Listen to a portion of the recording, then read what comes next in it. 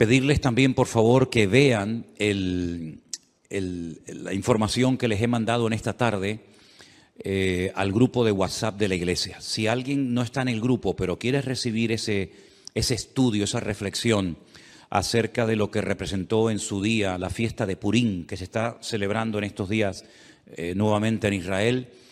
Yo hace años ya di una explicación acerca de esos nombres, ¿verdad?, que aparecen a la derecha en las Biblias en hebreo y unas palabras a la izquierda, y cómo hay unas letras pequeñitas y unas letras grandes en comparación con otras, todo lo que eso representa. Y les mandé esta tarde ese artículo porque no tiene desperdicio, es muy, muy interesante. Solamente unos pequeños detalles para despertar el interés, para que vean o para que lean, mejor dicho, ese documental o esa información. La fiesta de Purim se llevó a cabo en los días de la reina Esther, ¿verdad?, y del rey Asuero. En estos días se lee todo el libro de Esther, volviendo a recordar la historia de cómo Dios salvó del exterminio, de la destrucción a todo el pueblo de Israel. Veis que el enemigo siempre quería más y más, ¿verdad?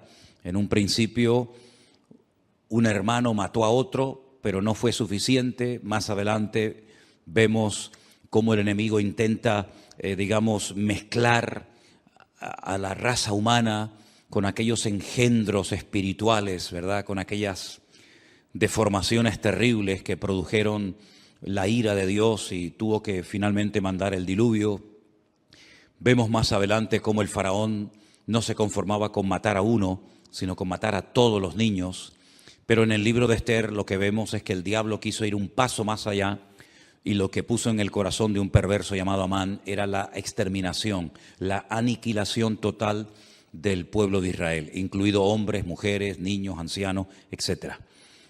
El Señor intervino de una forma milagrosa, y esa liberación, ese milagro se recuerda todos los años en una fiesta que, repito, se está celebrando en estos días y que se llama la fiesta de Purim. La palabra Purim viene de la palabra pur, que significa suerte. Purim es suertes, como se echó suerte sobre el pueblo de Israel, y el Señor, pues una vez más, protegió sobrenaturalmente a ese pueblo.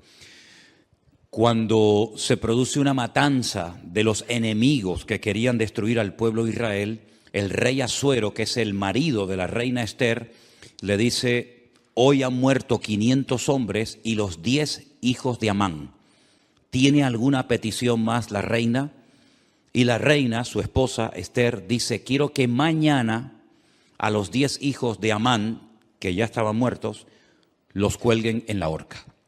Y de ahí hay toda una explicación de esa palabra mañana, de cómo hay momentos en la que la reina Esther dice que se dirigía al rey Asuero, incluso mencionándolo por nombre, pero hay otros momentos en los que simplemente menciona la palabra rey, dando a entender de que le hacía la petición al rey, al Señor Dios Todopoderoso. Y vemos cosas muy interesantes de cómo no hace mucho tiempo atrás ahorcaron también a otras 10 personas. Y ese artículo que les he mandado esta tarde, yo ya lo había leído hace años, lo conocía.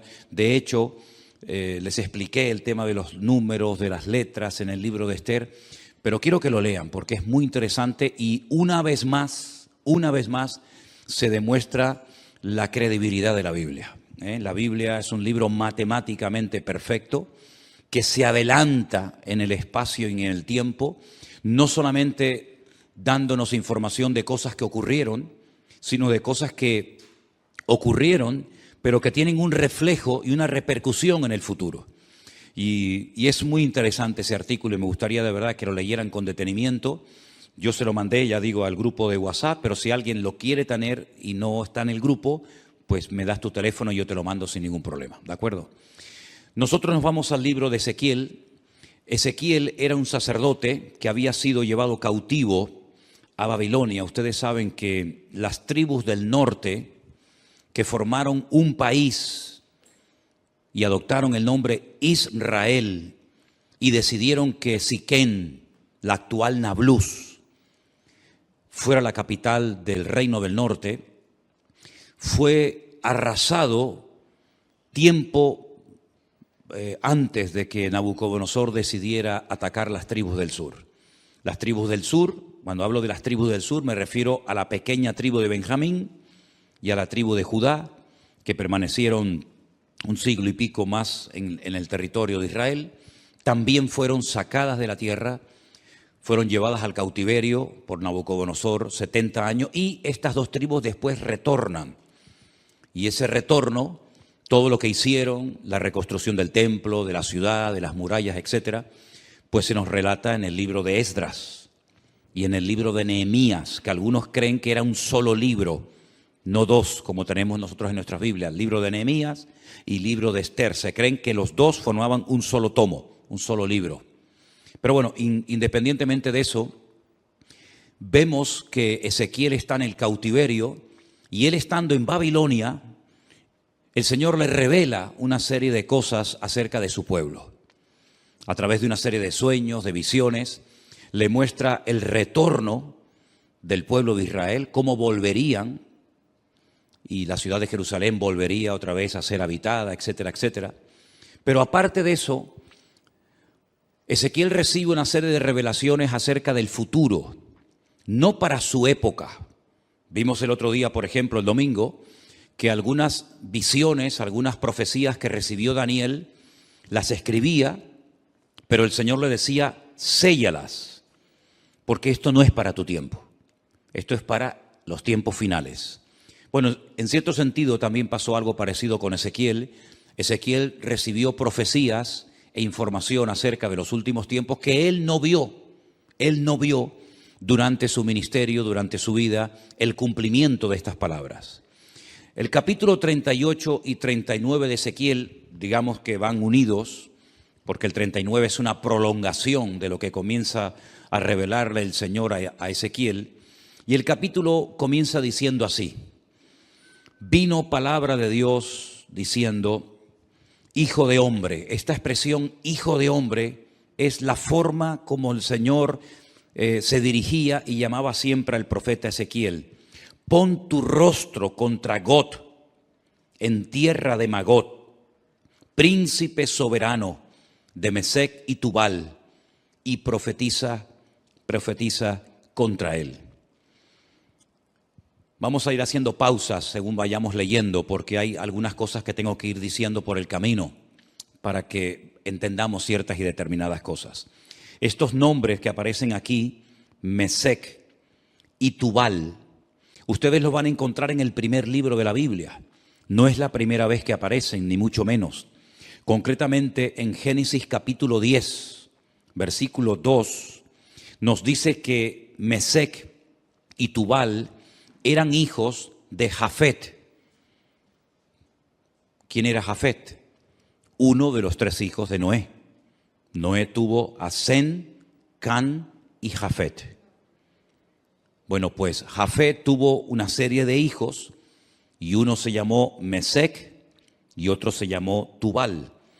Eran nietos, en este caso serían nietos del patriarca o del personaje de Noé. Es muy interesante ver cómo los hijos de Noé, Sem, Can y Jafet, se fueron por diferentes partes del mundo, ¿verdad? Y conquistaron territorios y tierras. Y bueno, vemos que los europeos tienen un origen, los africanos tienen otro, y cada nación pues tiene un origen diferente, ¿verdad? Y todo procede de los tres hijos de Noé, Sem, Can y Jafet. Los cananeos, que son los descendientes de Can, nieto de Noé, pues se fueron a lo que conocemos hoy en día como Israel, ¿verdad? Y allí ese país se llamaba en el principio Canaán. Y el Señor sacó a su pueblo de la esclavitud en Egipto para llevarlos a Canaán, donde vivían los cananeos. Y los cananeos, ese país estaba habitado por una serie de países, de reinos, de naciones. La mayoría de ellos los conocemos por nombre. Allí estaban los filisteos, aunque no eran de Canaán. Los filisteos venían de la isla de Creta y decidieron ocupar la costa de lo que hoy en día conocemos como Israel y ocuparon ciudades pues tan emblemáticas y tan conocidas como por ejemplo Gaza, que todavía se sigue llamando igual, Asdod, Askelón, Gat, Ecrón. Los filisteos, digamos, que vivían en la costa. Los jebuseos eran los que vivían en el monte Moriah, los que vivían en lo que sería Jerusalén. Y bueno, allí estaban los moabitas, los eteos, etcétera, etcétera. Y eran naciones que no les correspondía habitar en aquel lugar, e Israel tenía que expulsarlos de su tierra. Ahora, en los últimos tiempos, la Biblia dice que se levantará un príncipe soberano, se levantará un hombre que se llama en el Antiguo Testamento, uno de los nombres que recibe es God, pero si uno analiza el Antiguo Testamento, nunca hubo un hombre que se llamó God.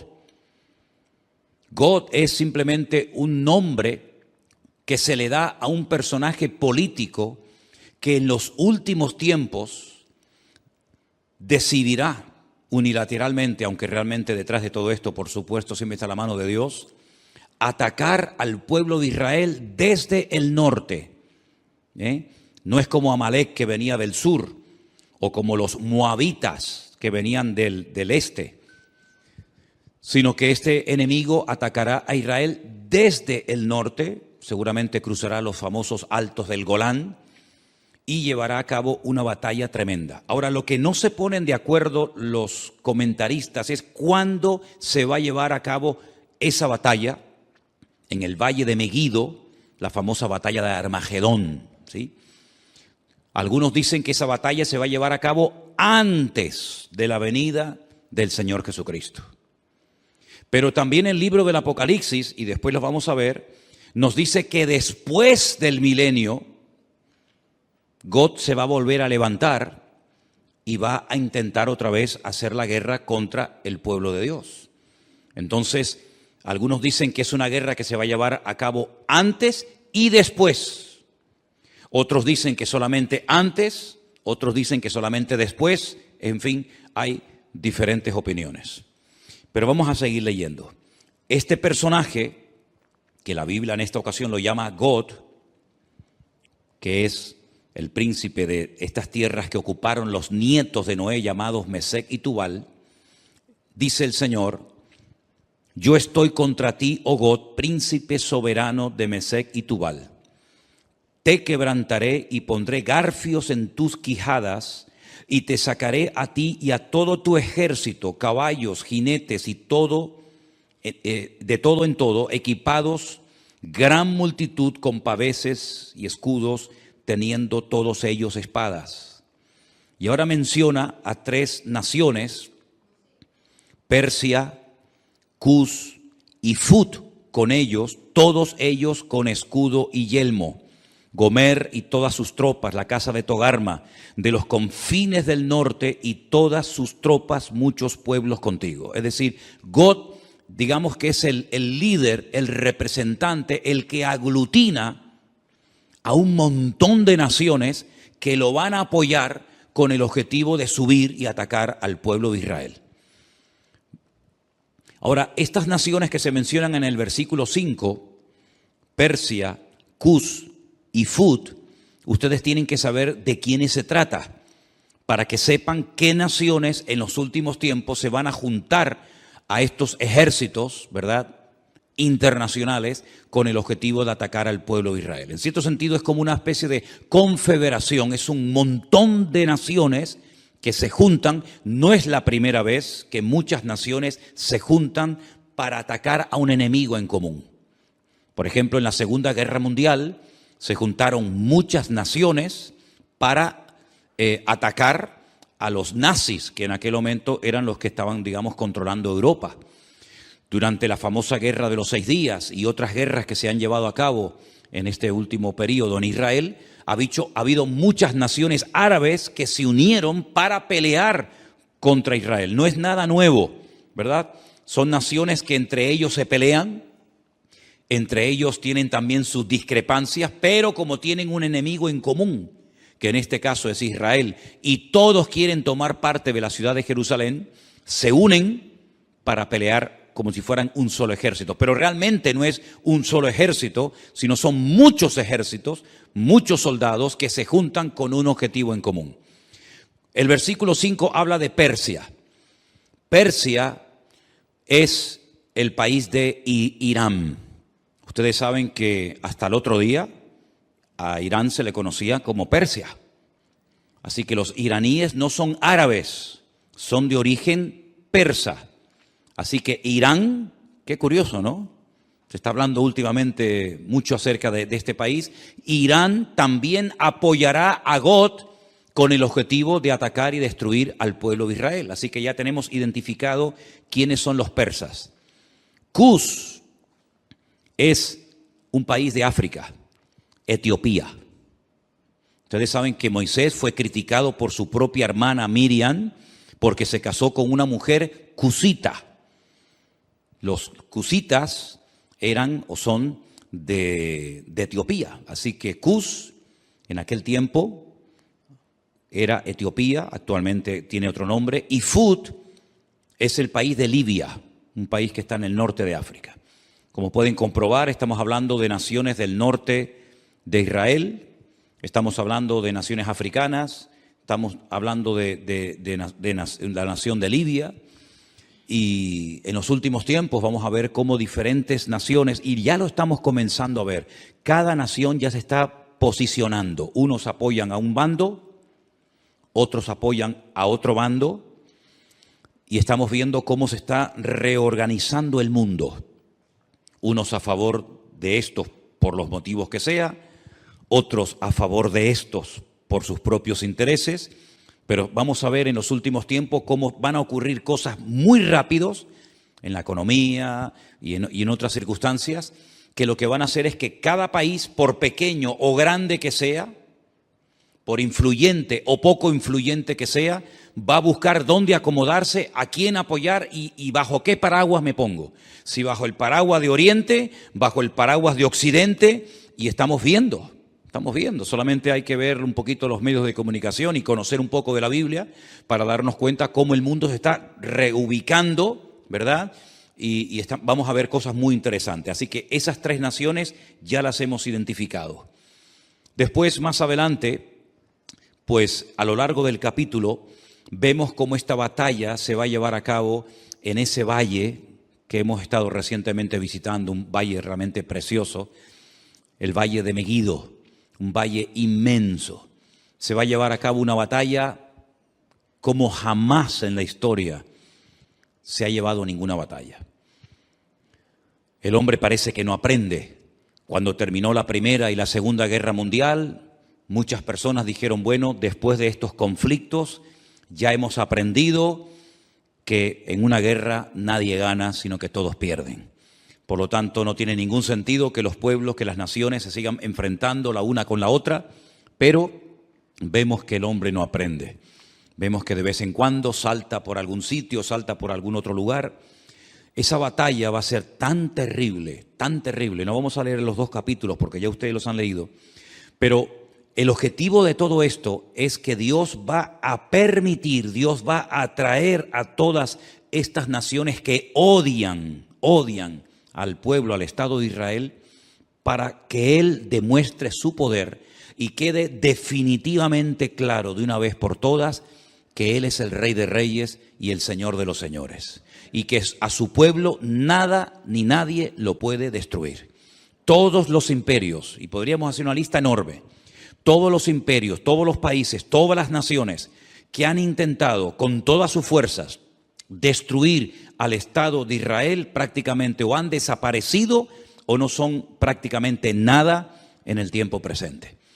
Miren ustedes, por ejemplo, el imperio egipcio, no queda absolutamente nada de él, los babilónicos, los persas, los medos, los griegos, los romanos, diferentes imperios que a lo largo de la historia se propusieron arrasar a este pueblo, porque este pueblo no solamente es un pueblo, no solamente son personas, sino que representa una serie de valores, una serie de principios y sobre todo representa que hay un Dios detrás de esa nación, que hay una Biblia, que hay una palabra de Dios detrás de esa nación, y lo que el enemigo no quiere bajo ningún concepto es que Dios sea reconocido como el soberano de todas las naciones de la tierra. Ahora bien, cuando termine esa batalla tremenda en el Valle de Megiddo, sí me gustaría leer a partir del versículo 4 del capítulo 39, donde dice: sobre los montes de Israel caerás tú y todas tus tropas, y los pueblos que fueron contigo, a aves de rapiña de toda especie, y a las fieras del campo te he dado por comida. Es muy interesante, cuando estuvimos recientemente ahora, hace unas semanas en Israel, que la ruta migratoria más importante de aves en Europa pasa por el Valle de Megiddo. El año pasado pasaron 2 billones con B, 2 billones de aves migratorias por el Valle del Jordán, cruzando todo el Valle de Megiddo y viniendo cigüeñas, águilas y un montón de aves a Europa y al norte de África, huyendo del frío en las rutas migratorias. Hay un ave de rapiña que son los milanos, que parece como si fuera un águila, que tienen la cola como en forma de horquilla, que en España estaba prácticamente extinguido. Nosotros hemos visto a centenares y a centenares de milanos, que son como un aguilucho grande, revoloteando en el Valle del Jordán hasta hace unas semanas atrás. Es muy interesante ver cómo las aves de rapiña, que tienen su ruta migratoria por ese valle, dice que son llamadas para que coman las carnes de reyes, de príncipes, de soldados, de generales, de comandantes que van a intervenir en ese campo de batalla. Es realmente interesante. Sobre la faz del campo caerás, verso 5, porque yo he hablado, dice Jehová el Señor. Enviaré fuego sobre Magog y sobre los que moran con seguridad en las costas, y sabrán que yo soy el eterno Dios. Haré notorio mi santo nombre en medio de mi pueblo Israel, y nunca más dejaré profanar mi santo nombre, y sabrán las naciones que yo soy Jehová, el Santo de Israel. He aquí viene y se cumplirá, dice Jehová el Señor, este es el día del cual yo he hablado. Los moradores de las ciudades de Israel saldrán y encenderán y quemarán armas, escudos, paveses, arcos, saetas, dardos de mano y lanzas, y los quemarán en el fuego 7 años. Armamento que traerán esas naciones servirá de combustible durante 7 años después de que finalice la guerra. No traerán leña del campo ni cortarán de los árboles, sino quemarán las armas al fuego y despojarán a sus despojadores y robarán a los que les robaron, dice Jehová el Señor. En aquel tiempo yo daré a Gog lugar para sepultura allí en Israel. Es allí donde va a ser sepultado, donde va a ser enterrado este personaje, en el valle de los que pasan al oriente del mar, y obstruirá el paso a los transeúntes, pues allí enterrarán a Gog y a toda su multitud, y lo llamarán el valle de Amón Gog, que significa la multitud de Gog. Aquí habla de multitud, no especifica el número de esa multitud, pero el Apocalipsis sí nos da ese dato. Porque nosotros no solamente tenemos el Antiguo Testamento para saber las cosas que van a ocurrir, por dónde van a atacar, cuántos van a atacar, cuánto tiempo estarán enterrando cadáveres, etcétera, etcétera, sino que además tenemos la información tremenda del Nuevo Testamento, sobre todo las cartas de Pablo a los tesalonicenses, las cartas de Pedro, parte también de la epístola cortita de Judas, y sobre todo el libro del Apocalipsis, donde nos da una información de millones y millones de soldados, 200 millones de soldados que subirán por toda esa cordillera, por esos valles, en dirección a Jerusalén. Pero allí muere este hombre, este personaje, y la casa de Israel los estará enterrando por 7 meses para limpiar la tierra. 7 meses, todos los días, enterrando muertos. Hermano, estamos hablando de multitudes, de millones de personas. ¿Cuánto se tardan en enterrar a la gente? Con una pala mecánica haces una zanja enorme y comienzas a echar cadáveres dentro. Pues 7 meses enterrando todos los días muertos. Y los enterrará todo el pueblo de la tierra. Y será para ellos célebre el día en el que yo sea glorificado, dice Jehová el Señor. Y tomarán hombres a jornal que vayan por el país con los que viajen para enterrar a los que queden sobre la faz de la tierra, a fin de limpiarla. Al cabo de 7 meses harán el reconocimiento. 7 años quemando el armamento, 7 meses enterrando cadáveres, y pasarán los que irán por el país, y el que vea los huesos de algún hombre pondrá junto a ellos una señal hasta que los entierren los sepultureros en el valle de Amón-Gad. También el nombre de la ciudad será Amona, y limpiarán la tierra. Y tú, hijo de hombre, así dice el Señor, di a las aves de toda especie. Les recuerdo, 2 billones de especies de aves pasaron el año pasado por ese valle. Di a las aves, a toda especie y a toda fiera del campo, juntaos y venid, reuníos de todas partes, a mi víctima que sacrifico para vosotros, un sacrificio grande sobre los montes de Israel, y comeréis carne y beberéis sangre. Y más adelante leemos en el verso 21, y pondré mi gloria entre las naciones, y todas las naciones verán mi juicio que habré hecho.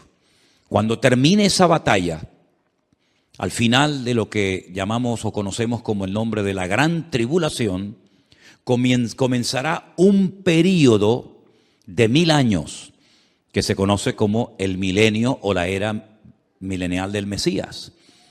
Y dice Zacarías capítulo 14, y esto es literal, no hay que buscar una aplicación simbólica porque es literal.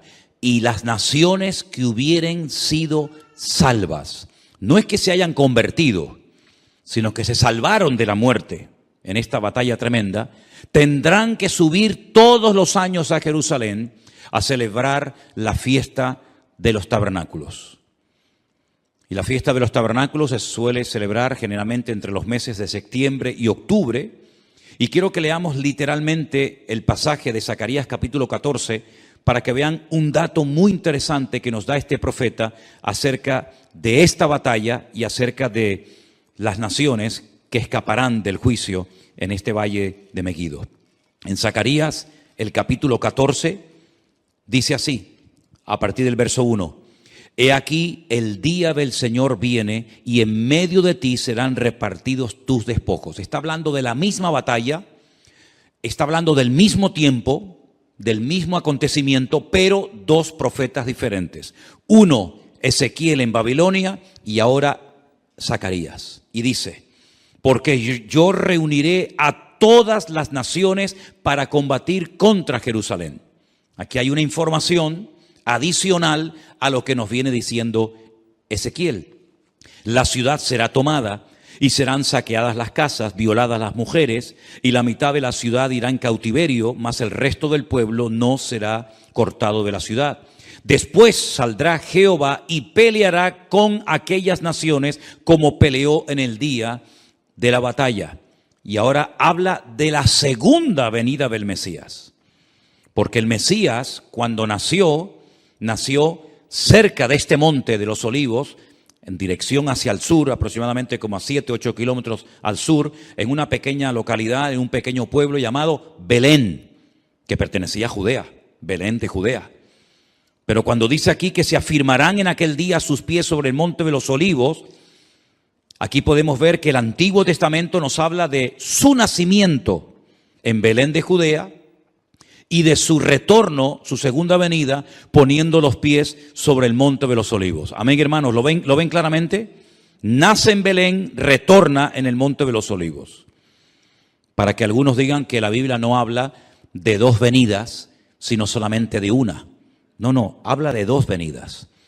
Una que ya se produjo cuando nace en Belén de Judea, y otra cuando se afirman sus pies en aquel día sobre el monte de los Olivos que está enfrente de Jerusalén, al oriente, al este, y el monte de los Olivos se partirá por en medio hacia el oriente y hacia el occidente, haciendo un valle muy grande, y la mitad del monte se apartará hacia el norte y la otra mitad hacia el sur. Es decir, si se parte el valle y parte se va hacia el este, parte hacia el oeste, y luego se ensancha, se separa el norte y el sur, quiere decir que en esa parte en la que hemos estado muchísimas veces, se va a hacer un valle gigantesco, un valle enorme.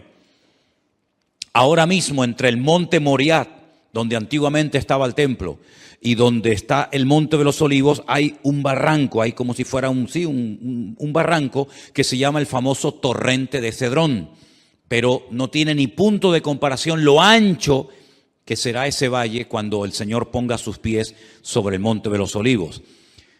La pregunta que a lo mejor algunos se hacen es: ¿qué interpretan los judíos cuando dice aquí y pondrá sus pies sobre el monte de los olivos y el monte de los olivos se partirá?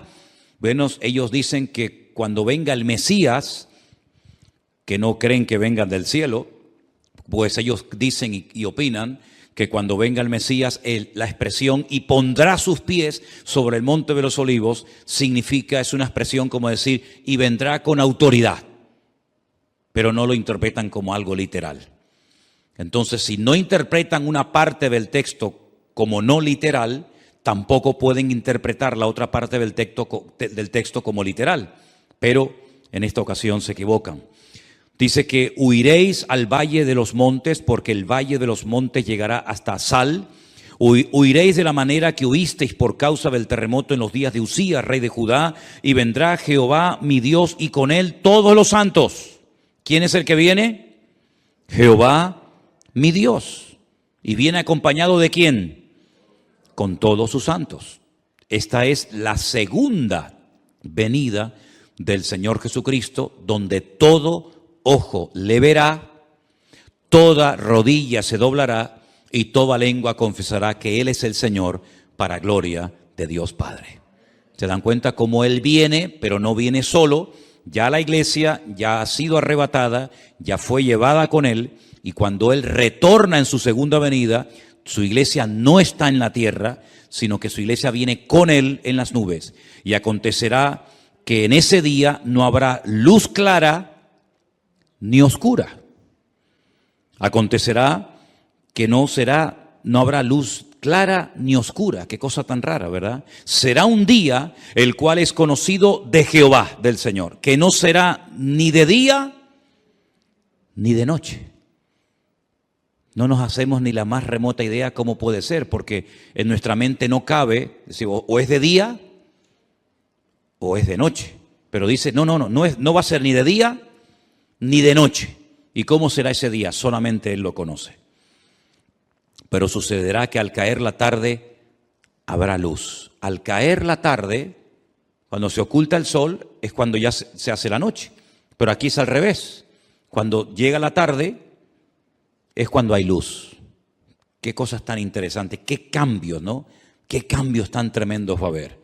Acontecerá también en aquel día que saldrán de Jerusalén aguas vivas como ríos. ¿Saben que hay un barrio en Jerusalén por el cual hemos caminado muchísimas veces, que es el barrio de las 100 puertas, el barrio de los ultraortodoxos judíos, el barrio de Mea Sharim, las 100 puertas, que han descubierto que por debajo de ese barrio corren ríos de agua tremendos, como aguas subterráneas?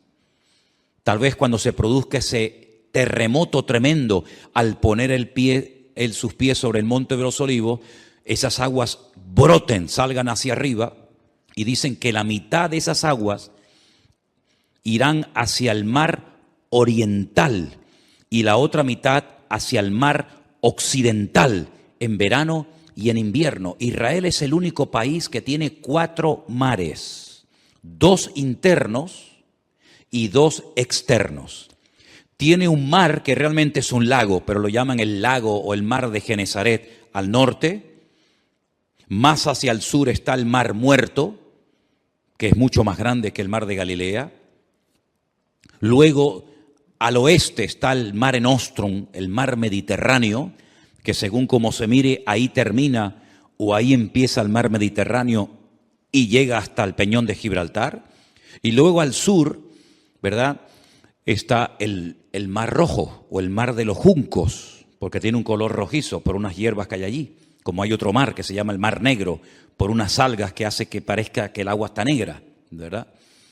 Y dice que hay aguas de Jerusalén que llegarán y entrarán en el mar Mediterráneo, y otra parte de las aguas entrarán en el Mar Muerto, y Jehová será rey sobre toda la tierra, y en aquel día Jehová será uno, y uno su nombre.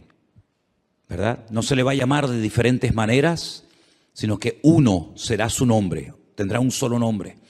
Y toda la tierra se volverá como llanura desde Jeba hasta Rimón, al sur de Jerusalén, y ésta será enaltecida y habitada en su lugar desde la puerta de Benjamín hasta el lugar de la puerta primera, hasta la puerta del ángulo, y desde la torre de Anael hasta los lagares del rey. Y morarán en ella, y no habrá nunca más maldición, sino que Jerusalén será habitada confiadamente. No estamos hablando, no estamos haciendo referencia a la nueva Jerusalén, que es la que Juan recibe en revelación y que nos cuenta cómo es en el capítulo 21 y el capítulo 22 del libro del Apocalipsis. Esta no es la nueva Jerusalén, esta es la Jerusalén renovada, transformada, pero terrenal, ¿verdad? En la cual Cristo, con todo su pueblo, sus hijos, estará reinando durante 1000 años. Pero no es la nueva Jerusalén de las calles de oro,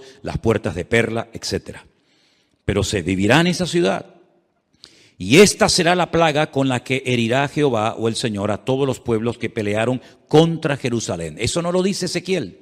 Ezequiel dice que las tropas de Gog, o del anticristo, si lo prefieren así, quieren atacar y destruir Israel, pero dice que morirá, que será enterrado en Israel, pero no dice cómo morirán las personas en el campo de batalla.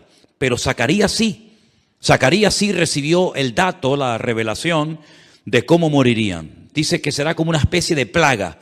Esta será la plaga con la que Jehová herirá a todos los pueblos que pelearon contra Jerusalén. Escuchen, la carne de ellos se corromperá estando ellos sobre sus pies. Están de pie, no están sentados ni acostados, están de pie, peleando, batallando. Se consumirán en las cuencas sus ojos y la lengua se les deshará en su boca. ¿Esto qué es? ¿Un ataque bacteriológico? ¿Un ataque nuclear? Pero esta será la forma como morirán esas personas que fueron a atacar a Jerusalén. Acontecerá en aquel día que habrá entre ellos gran pánico, enviado por Dios, y trabará cada uno de la mano a su compañero y levantará su mano contra la mano de su compañero. Se matarán entre ellos, se pelearán entre ellos, se matarán entre ellos. Increíble, ¿eh? Judá también peleará en Jerusalén y serán reunidas las riquezas de todas las naciones de alrededor, oro, plata, ropas de vestir en gran abundancia. Así también será la plaga de los caballos, de los mulos, de los camellos, de los asnos y de todas las bestias que estuvieren en aquellos campamentos. Todos los que sobrevivieren de las naciones que vinieron contra Jerusalén, aquí hay un dato muy importante, subirán de año en año para adorar al Rey, a Jehová de los ejércitos, a celebrar la fiesta de los tabernáculos. Todos los años tendrán que subir. ¿Por qué la fiesta de los tabernáculos y no otra fiesta? Porque las 3 fiestas de obligatorio cumplimiento que recibió el pueblo de Israel, que son Pascua, Pentecostés o Shavuot y la fiesta de los tabernáculos, las 2 primeras ya tuvieron un cumplimiento profético en la vida del Señor Jesucristo. Dice Pablo, Él es nuestra Pascua. Jesús fue sacrificado, fue crucificado, murió en la fiesta de Pascua. El cordero que se mataba, al cual no se le podía partir ningún hueso en la fiesta de la Pascua, tipifica, representa al Cordero de Dios que quita el pecado del mundo, que es nuestro Señor Jesucristo. La fiesta de las semanas, o Shavuot, o Pentecostés, como la conocemos nosotros, ya tuvo su cumplimiento profético. Fue el día que el Señor decidió derramar de su Espíritu Santo sobre las 120 personas que estaban en aquel aposento, en aquella casa, y comenzaron a hablar en otras lenguas y comenzaron a evangelizar a miles de personas que se convirtieron en aquel día. Pero la fiesta de los tabernáculos no ha tenido un cumplimiento profético en Cristo. Pero dice en el libro del Apocalipsis que cuando Él venga, Él pondrá su tabernáculo entre los hombres. Y su tabernáculo, su suká, es nada más y nada menos que su misma presencia. Él nació en la fiesta de los tabernáculos y Él exigirá que en la fiesta de los tabernáculos todas las naciones que hubieren sido salvas tienen que subir de año en año a Jerusalén a adorar al Rey, a Jehová de los ejércitos. Y el que no suba, dice la Biblia en el verso 17, no vendrá sobre ellos lluvia. ¿Qué les parece? Si la familia de Egipto no subiere y no viniere, sobre ellos no habrá lluvia. Vendrá la plaga con la que el Señor herirá a las naciones que no subieren a celebrar la fiesta de los tabernáculos. Esta será la pena del pecado de Egipto y del pecado de todas las naciones que no subieren para celebrar la fiesta de los tabernáculos. Así que cuando nosotros decimos que lo mejor y lo peor está por venir, es cierto, queridos hermanos. Cosas tremendas que hemos leído en esta noche, por lo menos en parte, y otras que no hemos leído, tienen que suceder en algún momento. ¿Quién nos iba a decir a nosotros que íbamos a ser protagonistas de ciertas y determinadas cosas que ya han visto y están viendo nuestros ojos cada día? Yo les recuerdo que hace 2 años, solamente 2 años, no se hubiera podido celebrar aquí este culto, porque estábamos todos confinados, encerrados en nuestras casas. Y esa experiencia, que para algunos era una locura y un disparate, que todas las naciones de la tierra, que todos los cristianos del mundo, que todas las iglesias, igual da de la denominación a la que sean, tendrían que cerrar las puertas durante algunas semanas o meses, ya en nosotros es un hecho que ya sabemos que pasó, porque también lo vivimos en carne propia. ¿Y quién nos iba a decir a nosotros lo que estamos viendo en televisión en estos días? ¿Verdad? Parece como decir, ¿pero qué es lo que ha pasado? Si hasta el otro día todo estaba tranquilo y todo estaba bien y ahora se ha disparado el precio de esto y el precio de lo otro y nadie sabe lo que tiene que hacer y nadie sabe lo que va a pasar dentro de media hora y nadie sabe si se va a quedar aquí o va a decir, bueno, vamos también a ir a por el vecino de enfrente. Nadie sabe absolutamente nada. Hay un temor, ¿verdad? Hay una inseguridad y dice la Biblia que en los últimos tiempos habría angustia en las gentes, habría temor, habría miedo, pero en nosotros los cristianos, los que hemos creído, no pueden aflorar, no pueden manifestarse esas actitudes, sino más bien todo lo contrario. Dice, erguíos y levantad vuestras cabezas, porque vuestra redención está a las puertas. Y todo esto es la señal de que todo lo que está escrito en la palabra, que hemos leído y predicado durante años y años, pues llegará el momento que, si el Señor lo permite, lo vamos a poder contemplar y lo vamos a poder mirar con nuestros propios ojos. ¿Cuál debería ser entonces la postura de nosotros hoy en día ante lo que está ocurriendo y lo que va a venir, que es muchísimo peor que lo que estamos comenzando a ver? Bueno, pues yo quisiera recordarles que en esta mañana, no sé si lo vieron, en el devocional, yo leía una porción que Pablo escribió a los hermanos de la iglesia de los Filipenses. Y quiero volver a leer el pasaje que yo en esta mañana les leía, porque aquí encontramos instrucciones acerca de cómo tenemos que comportarnos y actuar en este tiempo final. Filipenses capítulo 4, versículo 4 dice, regocijaos en el Señor siempre. Dígalo conmigo, regocijaos en el Señor siempre. No solamente cuando hay dinero y abundancia de trabajo y salud y juventud no, siempre. Ahora, si uno se pregunta en qué momento de la vida se encontraba el autor de esta carta, de estas palabras, pues humanamente hablando, en el peor momento de su vida. Ya era una persona avanzada en edad, una persona que había sufrido muchísimo por la causa del Evangelio y estaba preso. en Roma, probablemente a punto de morir.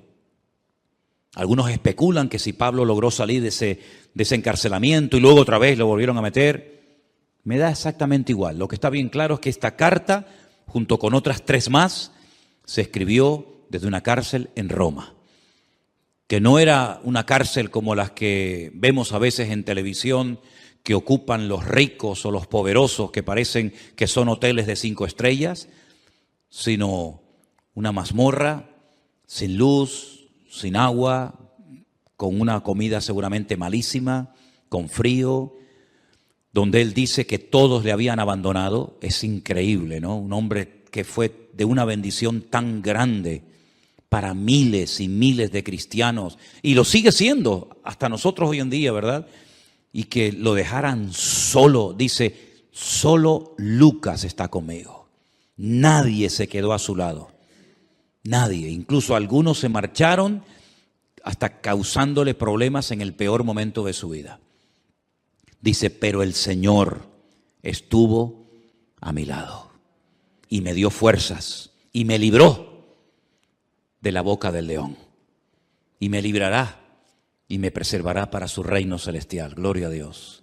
Y es ahí, en esa cárcel, solo, donde dice, regocijaos en el Señor siempre. Y por si no ha quedado lo suficientemente claro, otra vez lo repito, otra vez lo digo, regocijaos, que es mucho más que alegraos. Vuestra gentileza sea conocida de todos los hombres. El Señor está cerca. Fíjate cómo asocia la venida del Señor con el regocijo que tiene que tener un creyente ante este acontecimiento tremendo que estamos esperando. El Señor viene pronto, por lo tanto regocijaos. Por nada estéis afanosos. Fíjate quién está hablando, y de dónde está hablando. Por nada estéis afanosos. Él no pide, hermanos, por favor, oren para que el Señor me saque de aquí. Hermanos, por favor, oren para que no me maten. Hermanos, por favor, oren para que no me torturen. En ningún momento sus peticiones van en esta línea, sino que a veces cuando pide oración es para seguir predicando la palabra, para seguir ganando almas para Cristo.